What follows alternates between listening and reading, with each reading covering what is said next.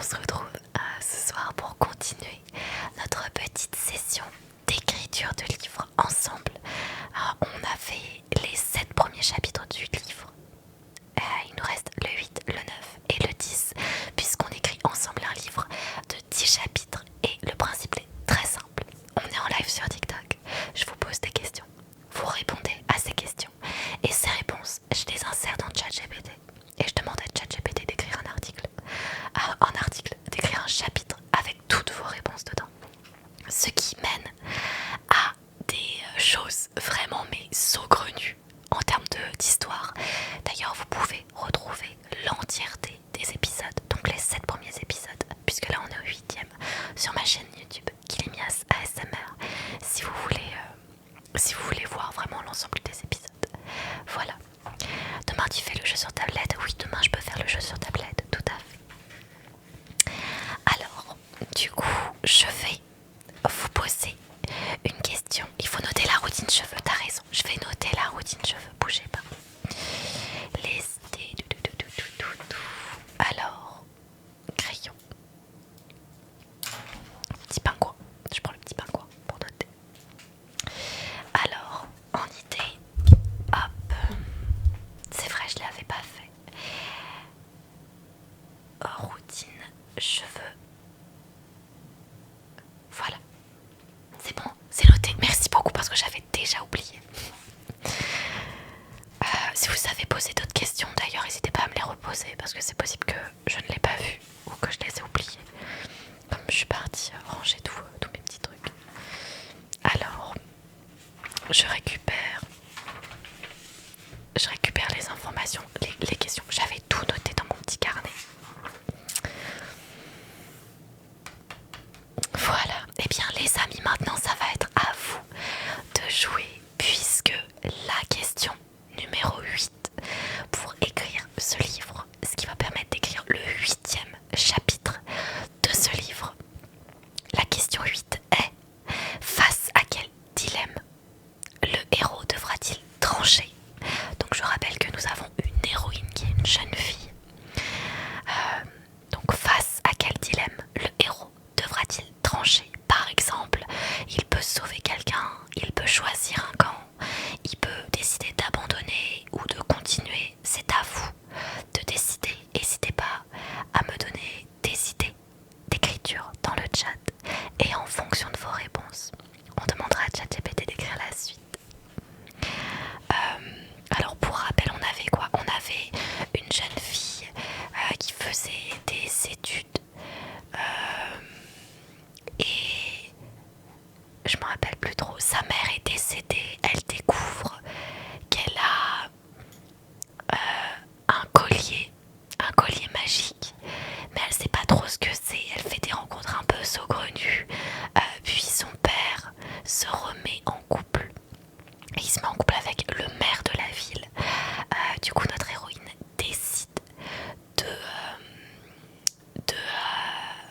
se battre contre son nouveau beau-père en se présentant elle aussi en tant que maire pour les futures élections. Voilà. Rejoindre le côté obscur de la force. Eh bien, tu rigoles, mais en vrai, c'est une très bonne réponse. Il n'y a pas de mauvaise réponse dans tous les cas. Donc, je vais demander à ChatGPT d'écrire la suite avec ta réponse. Après, si vous avez d'autres réponses à proposer, n'hésitez pas. Je rappelle qu'il nous faut des idées de dilemme pour le héros, pour qu'il puisse trancher. Donc ça peut être sauver quelqu'un, choisir un camp. Donc là, c'est ce que tu as fait, c'est rejoindre le côté obscur de la force. Ça peut être d'abandonner son chemin ou de continuer son chemin. Ça peut être vraiment plein de choses différentes. Bonsoir, comment ça va? Alors, hop. Voici la question. La question, il faut que je la note. Face à quel dilemme le héros devra-t-il trancher? À partir des réponses. Voilà. Et là, je mets vos réponses. Waouh, mais je rigolais.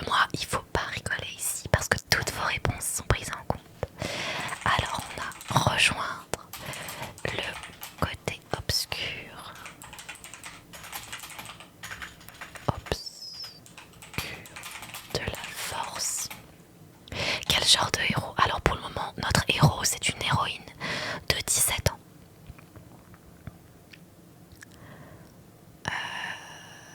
Sauver, alors attends. Rejoindre l'autre côté obscur car son meilleur ami y est. Ok. Sauver un enfant ou sauver le conseil des sages. Ok. Ça fait déjà prendre une pilule qui rend invisible pour savoir le programme en avance de l'autre mère. En vrai, ça peut être pas mal aussi. Vas-y, on va noter. Prendre une pilule qui rend invisible pour savoir le programme en avance de l'autre mère. Ça va se finir dans l'espace, je le sens. Continuer sa quête ou abandonner par amour. Bah justement, il continue ou il abandonne par amour. Il faut trancher. Sacrifier un innocent pour anéantir le mal. Oh, sacrifier un innocent pour anéantir le mal. Ok. Ok.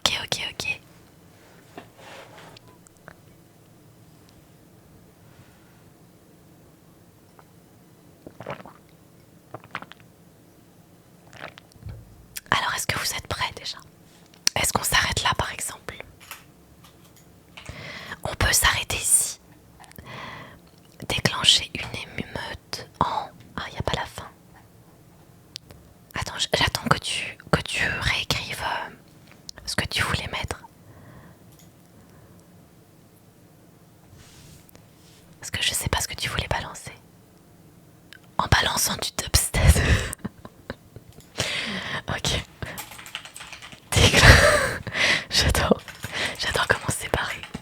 Déclencher une émeute en balançant du dubstep. Ok. Les dilemmes horribles à trancher, j'en ai encore plein. J'aurais été l'héroïne, je serais arrivée devant le maire, je lui aurais mis un pain à la Saitama. C'est comme ça que tu tranches.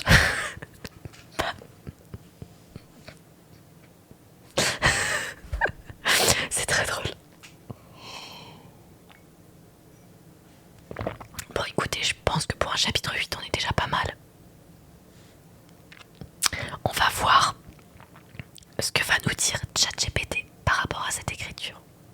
Bonsoir. À partir des réponses suivantes, rédige. Ok, on y va.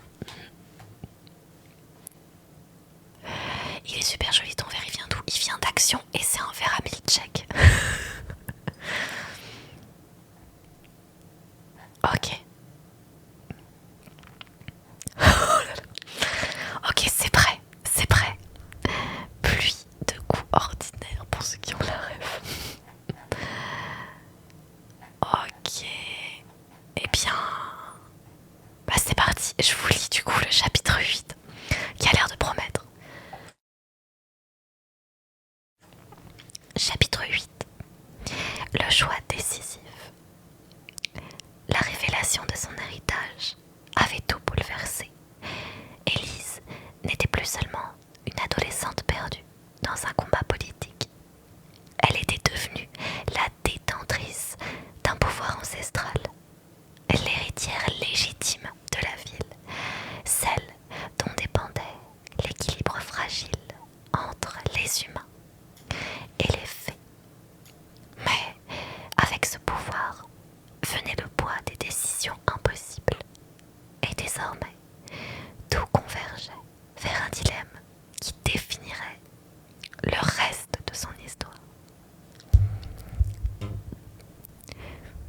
La nuit où tout le cadeau. Merci beaucoup, c'est très gentil. Merci pour le cœur. La nuit où tout bascula. Élise se trouvait l'ancienne salle du Conseil des Sages. Merci pour le cadeau. Merci. Merci.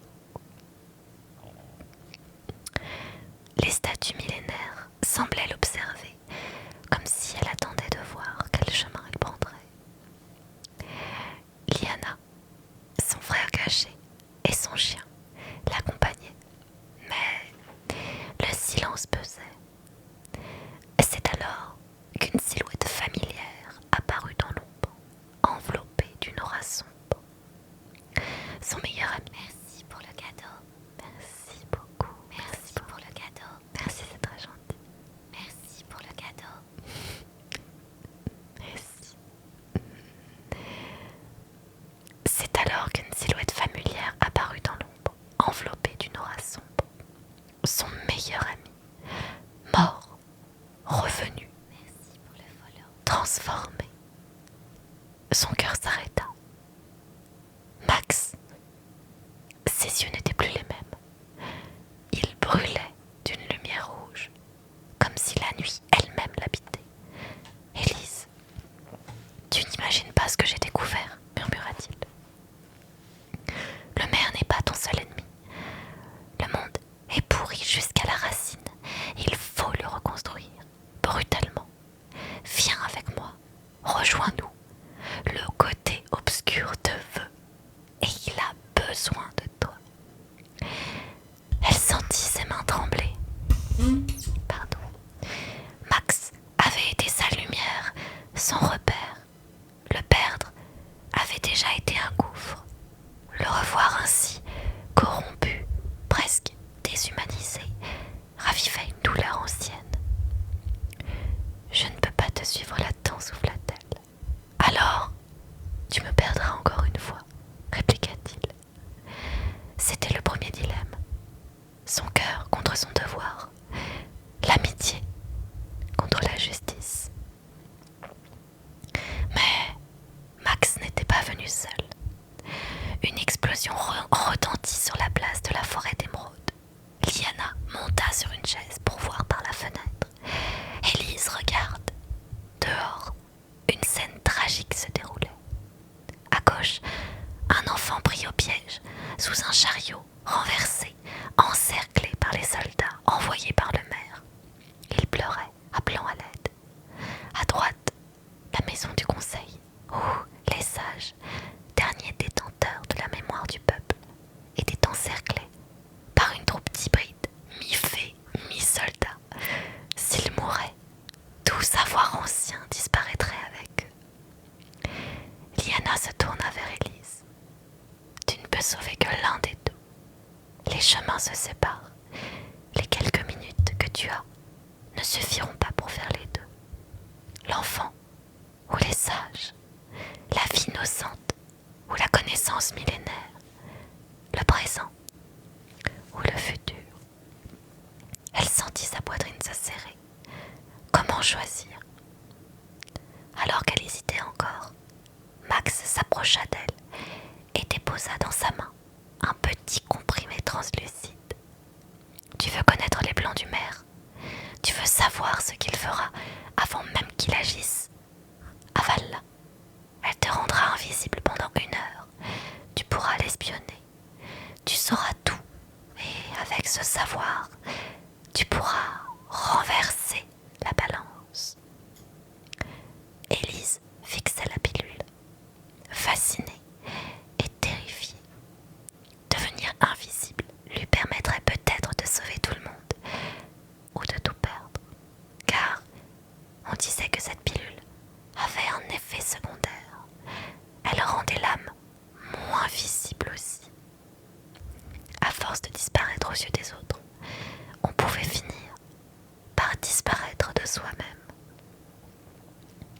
Et comme si tout cela ne suffisait pas, une autre voix s'éleva dans la salle, celle d'une statue animée par la magie ancienne, héritière, pour anéantir l'usurpateur, pour libérer cette ville de la corruption du maire. Il existe un rituel efficace, infaillible. Quel rituel? Demanda Élise d'une voix étranglée. Le sacrifice pur, une seule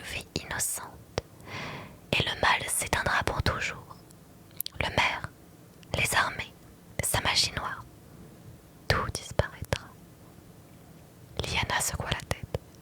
Non, Élise, ce n'est pas une solution. Mais c'est la seule garantie, insista la statue. Un innocent, et tout le mal s'arrête, pour toujours. Elle eut envie de vomir. Se pourrait-il que le prix de la paix soit la mort d'un être sans défense? Le dilemme devenait un gouffre moral. Et la nuit n'avait pas fini de lui jeter des choix absurdes et terrifiants. ChatGPT dit quand même que c'est absurde. Son frère caché, qui avait toujours eu un sens étrange de la stratégie, arriva en courant. Élise, on a une autre option. Pas très noble, pas très propre, mais efficace. Il brandit un haut-parleur gigantesque. Si on diffuse du dubstep à pleine puissance dans la place centrale, la foule va perdre le contrôle. Une émeute éclatera. Le chaos forcera le maire à abandonner et te permettra de t'enfuir ou de reprendre le pouvoir. Un éclat de rire nerveux s'échappa de la gorge d'Élise. De toutes les options, c'était peut-être la plus absurde. Tu veux déclencher une révolte musicale. Exactement. Et crois-moi, personne ne résiste au drop. Une option qui permettait de gagner sans tuer. Mais une option qui semait la panique, la violence, peut-être des blessés. Un dilemme où le chaos s'opposait à l'ordre. Toutes ces décisions, toutes ces routes possibles, et au centre, une seule vérité. Ce qu'Élise déciderait maintenant définirait la ville pour les siècles à venir. Elle inspira profondément. Le silence après la tempête. Puis, elle regarda chaque option en face. Rejoindre le côté obscur avec Max et renoncer à son humanité. Sauver l'enfant et condamner les sages. Sauver les sages et condamner l'enfant. Prendre la pilule d'invisibilité, au risque de se perdre elle-même. Sacrifier un innocent pour sauver tout le monde d'un seul coup. Déclencher une émeute et assumer les conséquences chaotiques. 6 chemins, tous imparfaits, tous lourds de conséquences. Élise se redressa. Le pendentif autour de son cou brillait d'une lumière douce, comme s'il l'encourageait. Elle posa une main dessus, et enfin, elle comprit. Le véritable choix n'était pas entre ces options. Le véritable choix était entre devenir celle que les autres voulaient ou devenir celle qu'elle devait être. Et c'est la fin du chapitre 8. Alors le dilemme, c'est aberrant, mais la dubstep, non. C'est fou quand même. Hein. C'est fou. C'est quelle œuvre? Alors, c'est votre œuvre. C'est votre œuvre, c'est le livre qu'on écrit ensemble. On vient d'écrire le chapitre 8 ensemble. Et là, on va pouvoir partir sur le chapitre 9, qui est le dénouement. Alors, pour ce faire, je vais vous poser la 9e question. Je relaxe à fond. Une belle leçon, ça c'est clair. Mais franchement, le final, alors, vraiment ça part dans tous les sens. Après, c'est les idées de tout le monde aussi. Et je trouve ça hyper sympa qu'il ait réussi à tout mettre quand même. À essayer de tout scinder pour que ça fonctionne à peu près. Même si ça part vraiment dans tous les sens et que tu vois des trucs en mode son pote qui vient et qui lui dit rejoins, j'étais mort mais je reviens pour que tu rejoignes le côté obscur et tiens une pilule qui rend invisible. C'est très...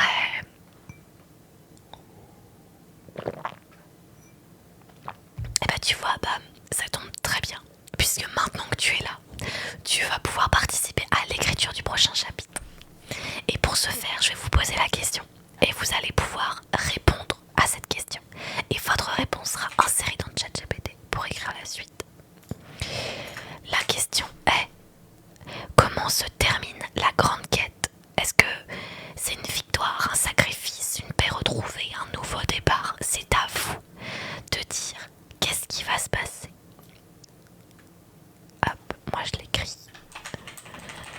Comment se termine la grande quête? Ah, attendez. Hop, le chapitre 9. Voilà.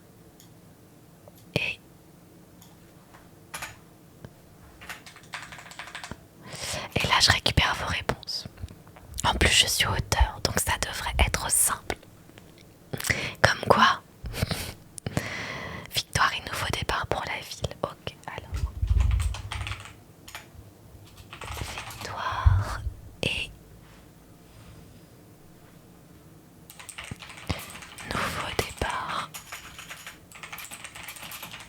pour la ville. Pour le cadeau. Merci beaucoup. Merci pour le cœur. La guerre éclate et des aigles jettent des ours contre le mal. Ok. Et des aigles jettent des ours contre le mal. Ok. Ok. Merci beaucoup. Merci. Je veux pas dire, j'ai pas tout le contexte. T'as pas besoin d'avoir le contexte. C'est vraiment juste en mode pour toi, comment tu vois le dénouement. Merci pour le cadeau. Merci beaucoup. C'est vrai que c'est mieux quand on a le contexte. Mais tu peux aussi faire un avec le bug que t'as entendu. Qu'est-ce qui te plaît, qu'est-ce qui te plaît pas, comment tu vois l'avenir de l'histoire. Le sacrifice d'un ami est un nouveau départ. Le sacrifice d'un ami est un nouveau départ. Ok.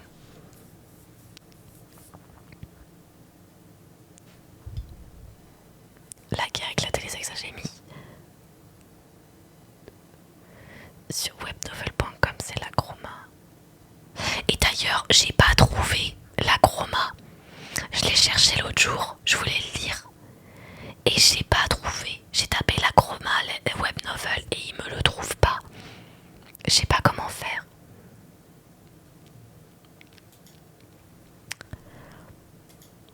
Quand je vais dans la recherche, je tape la chroma et il me le trouve pas. Ok. Donc, je reprends.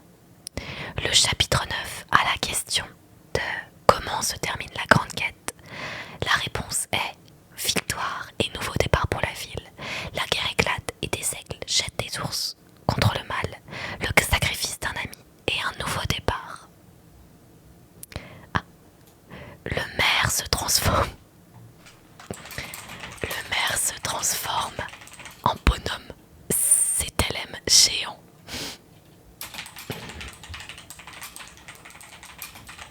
Ok. Ouais, je veux bien, s'il te plaît. Eh bien, c'est parti. On valide, on s'arrête là. On part sur le chapitre 9. L'avant-dernier chapitre. On a presque fini notre livre. Notre livre, quand même. Allez, hop. Voyons voir ce que va nous proposer ChatGPT.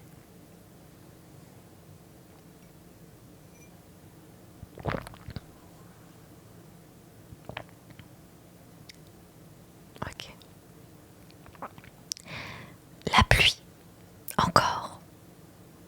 Elle semblait avoir accompagné Althea depuis le premier jour de terminale. Althea? C'est qui Althea? Je crois qu'il a changé le nom de l'héroïne, je sais pas pourquoi. Elle semblait avoir accompagné Althea depuis le premier jour de terminale, comme un rideau d'eau invisible, prêt à se déchirer au moment où sa vie prendrait enfin un tournant. Maintenant, pourtant, ce n'était plus le lycée de la forêt d'émeraude qu'elle observait depuis une fenêtre embuée, mais l'immense plaine où la ville de Paris en Lituanie, Transylvanie, dans le monde des fées, s'étendait, meurtrie par la tension d'une guerre naissante. Les nuages s'amoncelaient, plus lourds, plus sombres, prêts à éclater, comme les derniers vestiges d'une époque révolue. La ville entière retenait son souffle. La situation situation avait dégénéré si vite.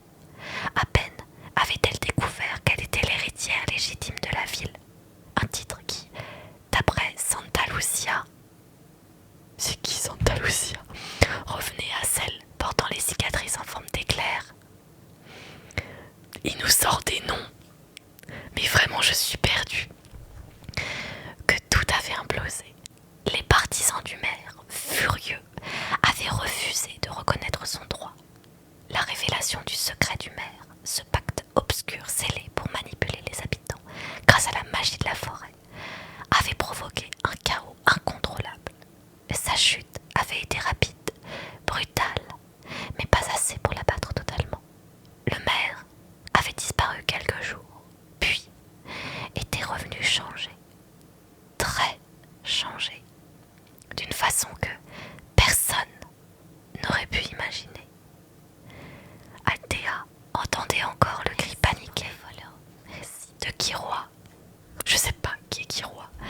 Lorsqu'il avait vu l'ancien maire sortir des décombres de l'hôtel de ville, gonflé et arrondi, vert vif, non pas malade, non pas irradié par la bombe magique qu'il avait tenté d'utiliser contre elle. Non, il était devenu immense, une sorte de géant de mousse, au contour parfaitement cylindrique, au sourire permanent et trop blanc pour être honnête.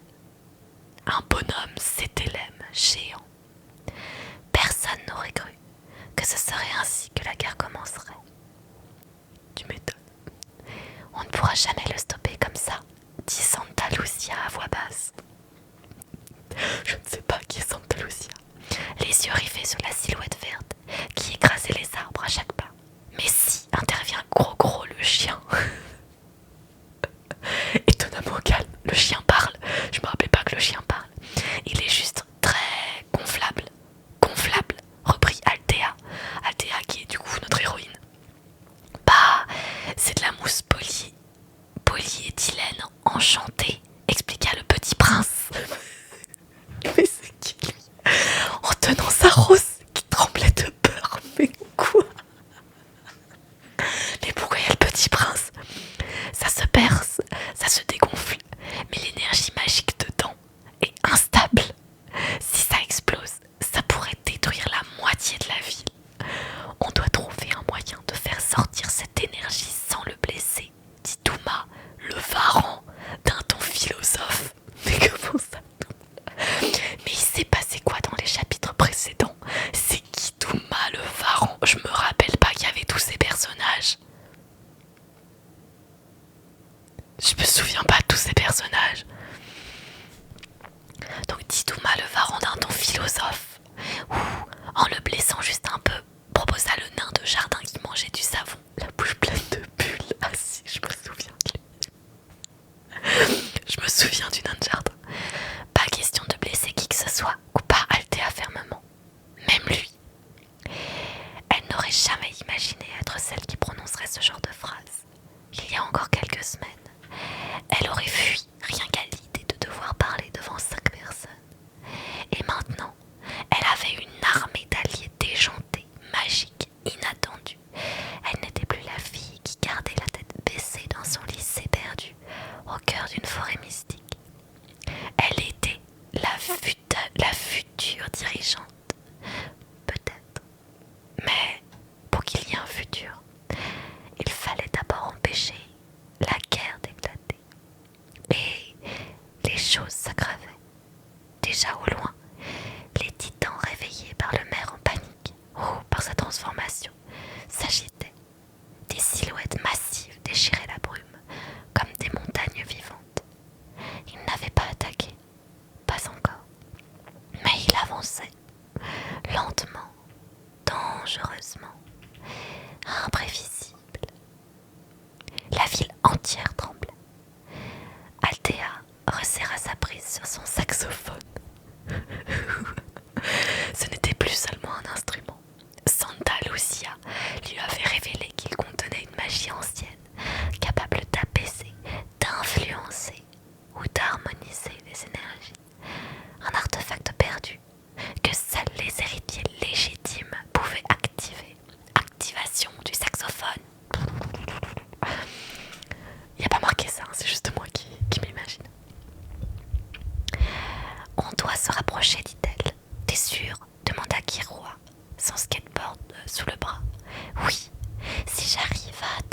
l'énergie magique qui l'a transformée, je peux peut-être la neutraliser. Ils descendirent la colline. Chaque pas rapprochait Althea du bruit sourd des pas du géant vert mousseux. Chaque respiration se mélangeait à la peur, mais aussi à cet espoir étrange, incandescent, prêt à exploser comme un feu de joie. Elle se sentait vivante, terrifiée, certes, mais vivante. Le maire géant tourna lentement sa tête mousseuse vers eux. Son sourire peint semblait encore plus terrifiant à proximité. Althea, ton règne ne commencera pas, gronda-t-il d'une voix caverneuse qui résonna dans toute la forêt. On ne peut pas se battre, cria-t-elle, le vent emportant ses mots. Je n'ai plus de contrôle. La magie m'a dévoré. Ses yeux, auparavant d'un brun banal, étaient maintenant deux orbes vert fluo, vibrants d'énergie instable. On aurait dit qu'il souffrait, qu'il luttait, qu'il appelait à l'aide. Althea sentit une chaleur douloureuse dans sa poitrine. Il ne faut pas le détruire, dit-elle doucement. On doit le sauver. À ces mots, même Superman, bien que très perplexe sur sa présence dans cet univers, hocha la tête avec conviction. Même Superman, il sait pas ce qu'il fout là. Même Superman, il se dit, Danny the fuck. Le plan, si on pouvait appeler ça un plan, se forma d'instinct. Althea cala son saxophone contre ses lèvres, inspira profondément et joua. La note unique se répandit dans l'air comme une onde. Les arbres frémirent. La forêt entière sembla retenir son souffle.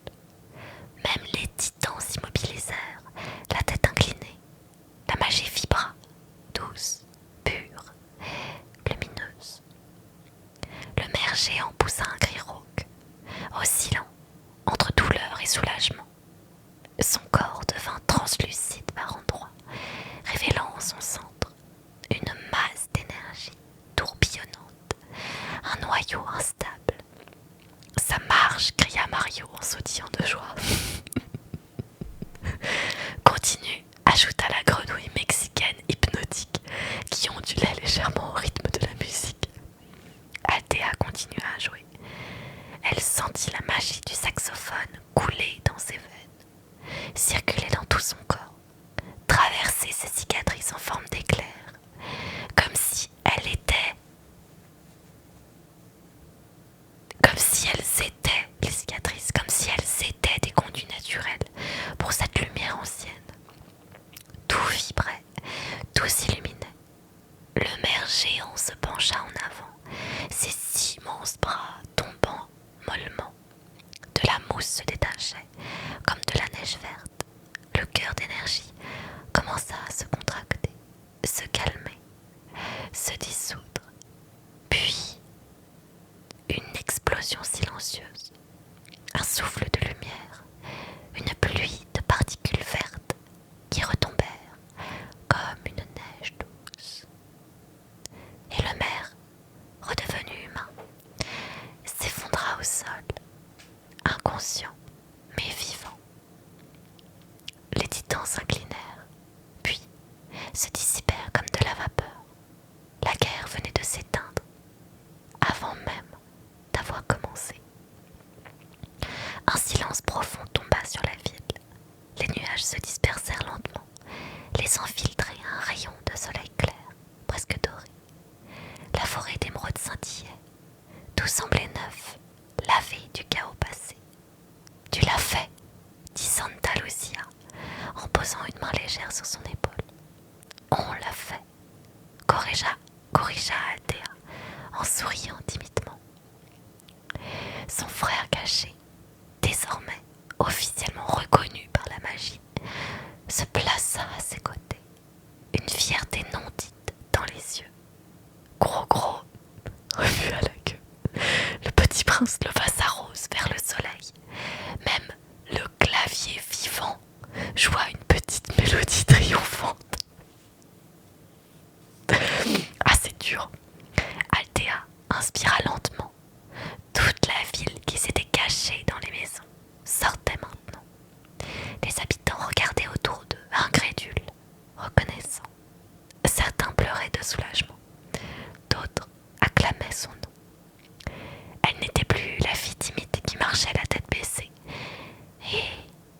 Elle était celle que la ville avait choisie et celle qui avait choisi de la protéger. Le maire, encore faible, ouvrit les yeux. Il regarda Althea avec honte et gratitude mêlées. « Je suis désolée. Je sais, répondit-elle simplement. Elle lui tendit la main. Il l'attrapa, tremblant. Ce geste simple, c'est là le nouveau départ qu'ils attendaient tous. La ville avait survécu. La guerre n'aurait pas lieu. Et un avenir s'ouvrait, brillant, improbable, tout aussi étrange que les compagnons qui avaient marqué à ses côtés, qui avaient marché à ses côtés. Pour la première fois, Althea leva la tête et regarda droit devant elle. Oh, c'est terrible ce qui se passe dans cette histoire. C'est la fin du chapitre 9. Alors par contre, je crois qu'il a pas mis le truc avec les aigles là, les ours. Des aigles jettent des ours contre le mal. J'ai pas le souvenir qu'il y ait eu des aigles et des ours dans ma lecture. Ça, je crois qu'il l'a pas pris en compte. Je crois que même sous drugs, tu vas pas aussi loin dans le délire. Ah mais là c'est terrible. J'ai jamais vu ça, mon cerveau d'auteur fume. tu m'étonnes. Mais le fait que l'héroïne ait changé de nom en cours de route, genre elle s'appelait Elise, et là je sais pas ce qui s'est passé. Vraiment, elle s'appelle Althea maintenant.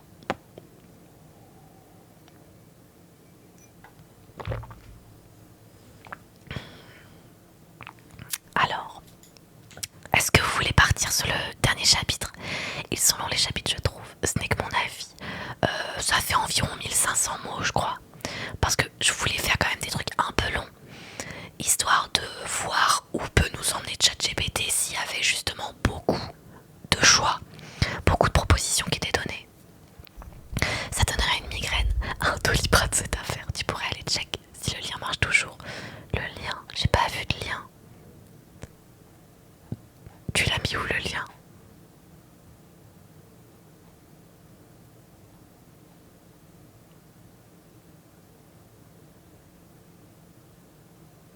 Tu l'as envoyé en DM peut-être?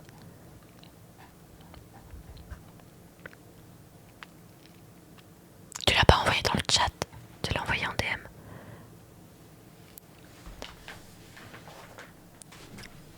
Je regarde sur mon téléphone. Oh, aïe aïe aïe aïe, c'est bon, j'avais pas que... Non, j'ai pas de DM. Je sais pas. Mais je crois que peut-être que le live n'accepte pas les liens. J'ai l'impression. Je sais pas.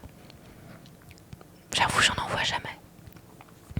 Bon, est-ce qu'on partirait pas sur le chapitre 10 qui est du coup... Maintenant, on fait...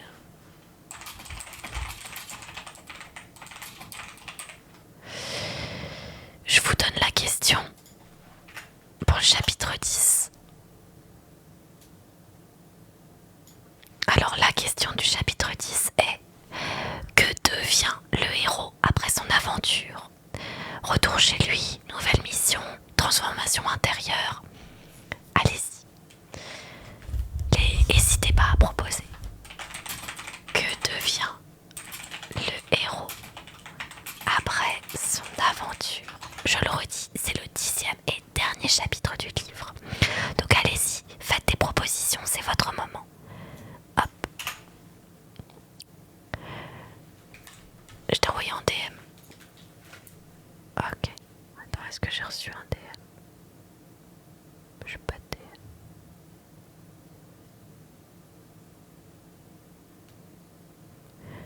J'ai pas de DM.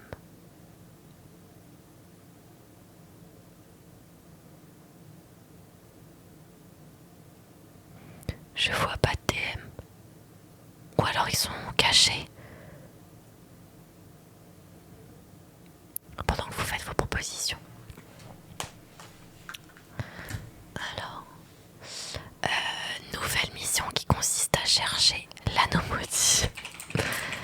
Nouvelle mission qui consiste à chercher l'anneau maudit. Ok. Elle devient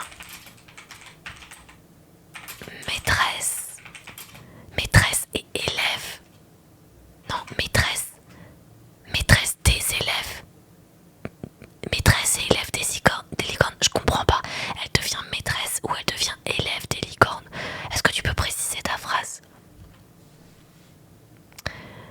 Elle devient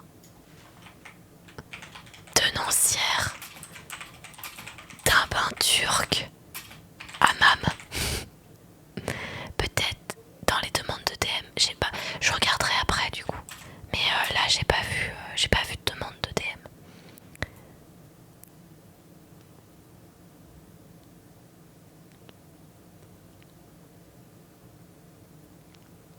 C'est peut-être mère en femme.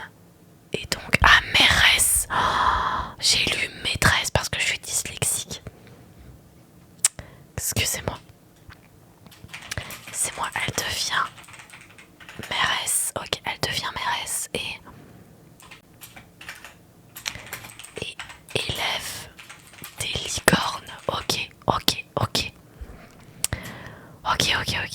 T'inquiète, pas de soucis, c'est pratiquement pareil. Bah maîtresse quand même. Maîtresse, tu enseignes des élèves. Alors que mairesse, bah t'es mère quoi. Donc tu gères une ville. Tu gères pas une classe. C'est quand même pas deux salles, deux ambiances si je peux me permettre. Alors, donc la question, que devient le héros? Donc là en l'occurrence, l'héroïne après son aventure. Vos propositions. Nouvelle mission qui consiste à chercher l'anneau maudit. Elle devient tenancière d'un bain turc hammam. Elle devient mairesse et elle élève des licornes. Doc Brown revient du futur pour lui dire qu'il faut retourner dans le passé pour éviter une plus grande catastrophe. Ok.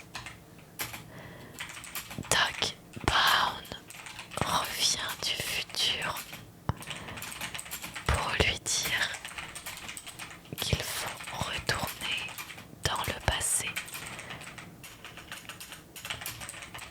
pour éviter une plus grande catastrophe. Eh bah écoutez, on est pas mal. J'essaie vraiment mais les idées viennent pas. J'avoue, c'est vraiment saugrenu donc ça peut être compliqué. Surtout quand on a l'habitude d'écrire des livres, quand on est auteur ou autrice. Ça peut être compliqué de trouver des idées déjantées, de proposer des choses quand on n'a pas le contexte en amont. J'avoue, ça peut être compliqué aussi. Je comprends, dame, t'inquiète. Eh bien, écoutez, on y va pour la création du chapitre 10 et le dernier chapitre de ce premier livre communautaire. Allez, c'est parti. On va voir aussi si ChatGPT a repris le nom de Élise ou s'il a repris Aldea qui sort de nulle part. On va voir. Épisode 10, l'épilogue. Chapitre 10, pardon, l'épilogue. Il y avait dans l'air de Paris, en Lituanie, Transylvanie, dans le monde des fées, un parfum nouveau, quelque chose de plus léger, de plus lumineux, comme si la forêt elle-même s'était mise à respirer autrement depuis la fin du chaos. La lumière filtrait à travers les branches, avec une douceur inattendue, et même les feuilles semblaient danser avec plus d'enthousiasme sur les chemins pavés. Cela faisait 6 mois que le géant Cétélème avait été vaincu et que l'ancien maire s'était éveillé de son cauchemar magique. 6 mois qu'Aldea, du coup on est sur Aldea et non Élise, avait été reconnue officiellement comme l'héritière légitime de la ville, celle à qui revenait naturellement le rôle de protectrice. Les choses avaient changé, mais pas tout à fait comme elle l'avait imaginé. Elle pensait naïvement, peut-être, qu'on lui confierait une couronne, un bureau, une salle de réunion, qu'on la verrait sur une affiche ou dans un discours. À la place, on lui avait confié une étable, mais pas n'importe laquelle, l'étable sacrée des licornes élyséennes, créatures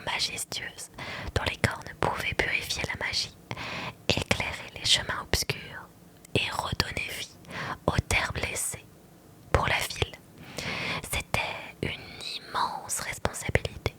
Pour Althea, c'était un rêve qu'elle ignorait avoir.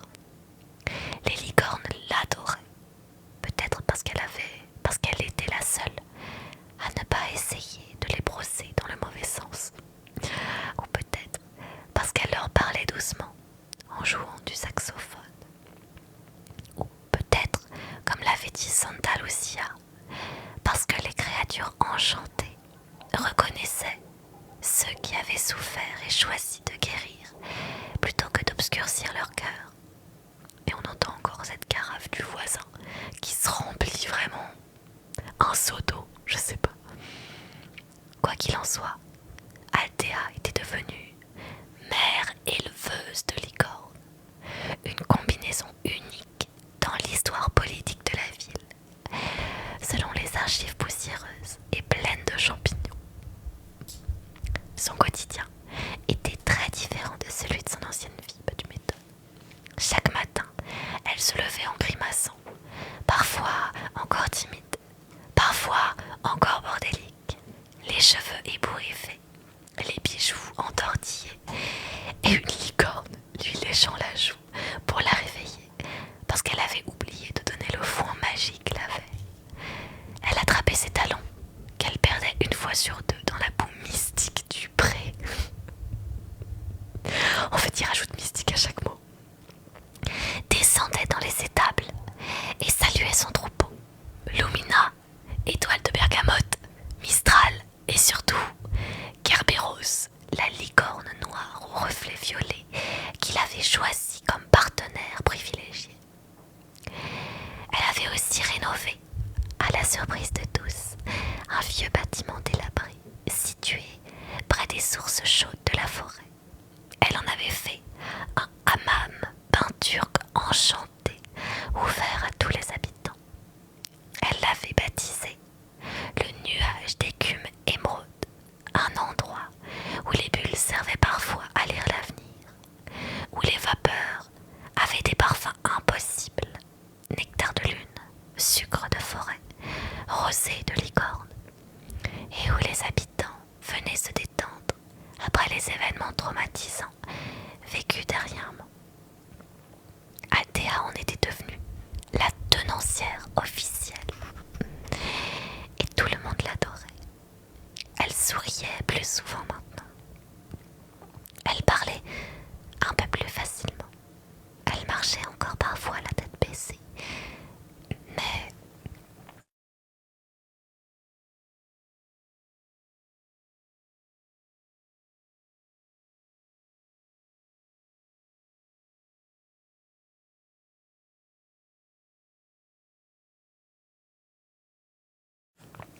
pardon, ça me grattait la gorge.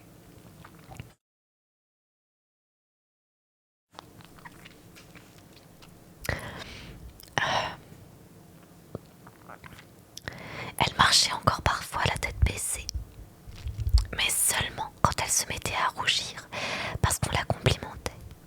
Elle restait maladroite, incontrôlablement drôle sans le vouloir, studieuse lors des réunions municipales et toujours pleine de bijoux qui tintaient à chacun de ses gestes. La vie semblait avoir trouvé un équilibre nouveau. Pourtant, quelque chose restait là, suspendu dans l'air, comme un fil invisible, chevauchant le vent. Althea le sentait sans pouvoir l'expliquer. Son aventure n'était pas terminée. Elle s'en rendit compte un mardi matin, alors qu'elle nettoyait les cornes de Lumina avec une potion de brillance parfumée à la mûre étoilée.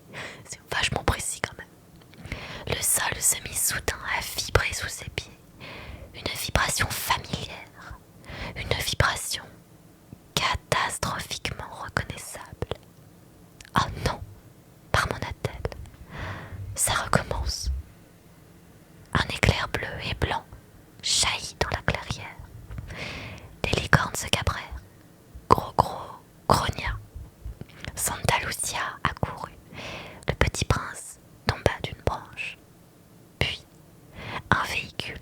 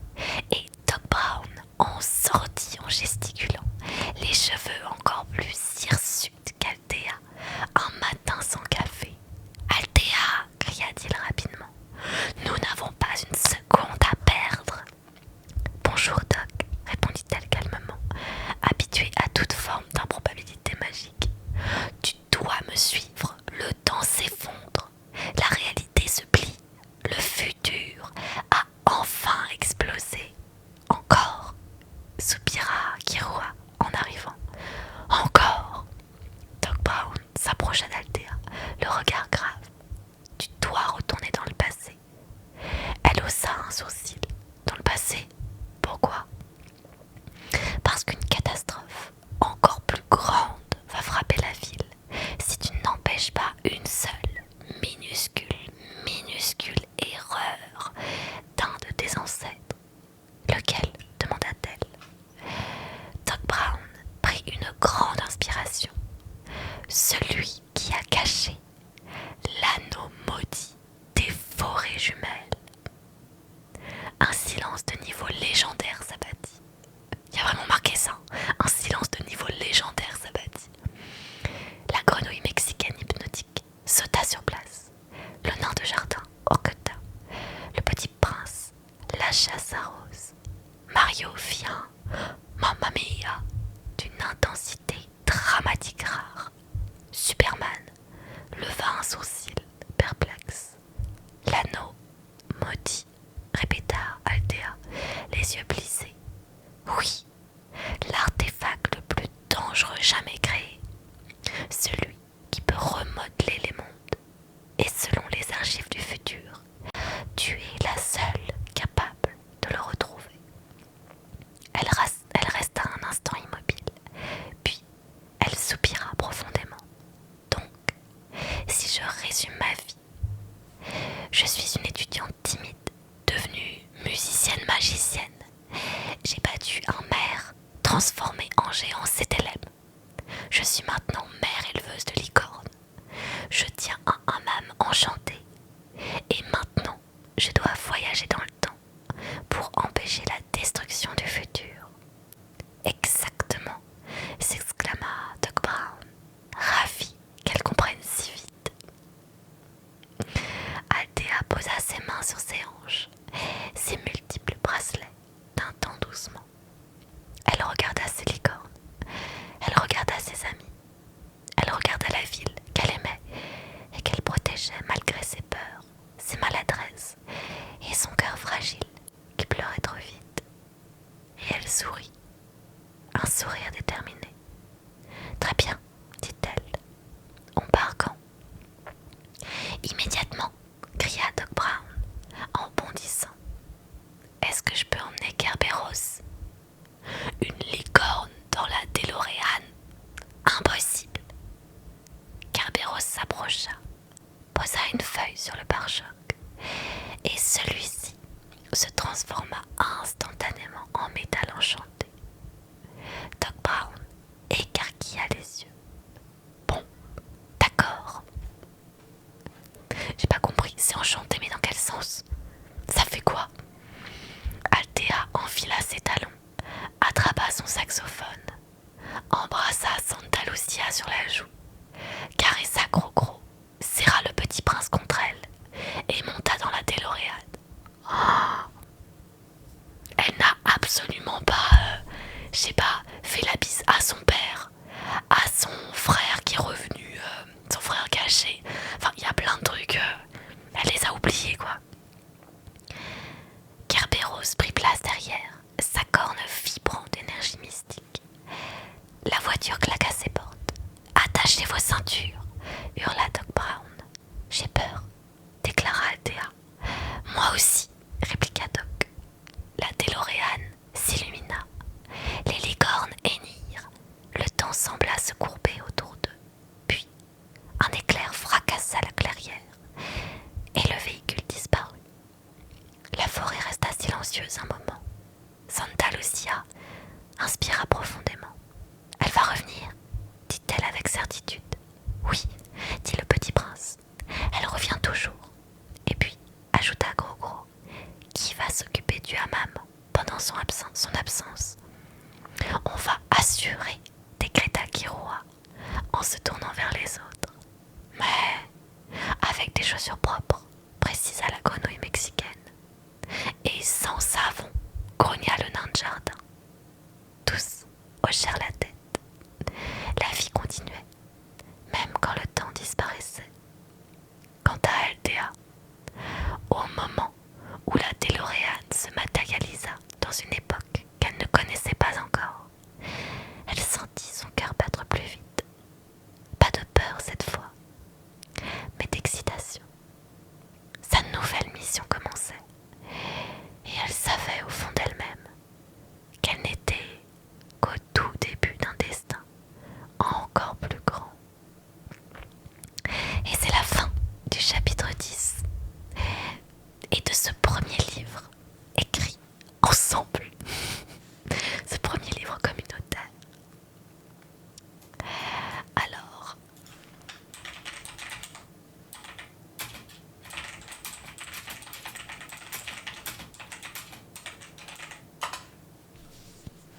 Je vais demander à ChatGPT de donner un titre à ce livre.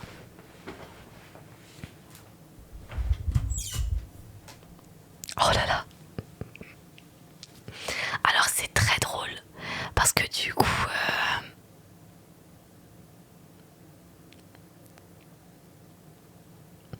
en fait il propose de mettre Althea. Genre Althea c'est le nom de l'héroïne, mais genre que sur les 2 derniers chapitres. Il propose différents noms. Il propose Althea, héritière des forêts jumelles, la ville de Paris, en Lituanie-Transylvanie, les cicatrices de lumière, l'héritière des licornes, le saxophone de l'éternité. Je trouve ça très drôle. Chronique d'Althea, mère magie et licorne, les secrets de la forêt d'émeraude. Althea est le maire géant de mousse, la fille aux yeux miroirs, la quête de l'anneau maudit. Un peu tiré par les cheveux, mais c'est lisable. Ah mais c'est totalement tiré par les cheveux. Et ça n'a vraiment rien à voir avec le tout premier chapitre. Enfin, on va dire les 2 premiers chapitres. Parce que le tout premier chapitre, c'est vraiment un chapitre qui est consacré à la description du personnage. Mais genre au début, le personnage c'est genre une élève normale dans un lycée quoi. Ça n'a aucun sens. Là, elle vit vraiment dans un monde magique. Alors qu'à la base, on savait même pas que c'était un monde magique, ça se voyait pas. Et là, genre, y a des étapes de licorne. Ça n'a aucun sens.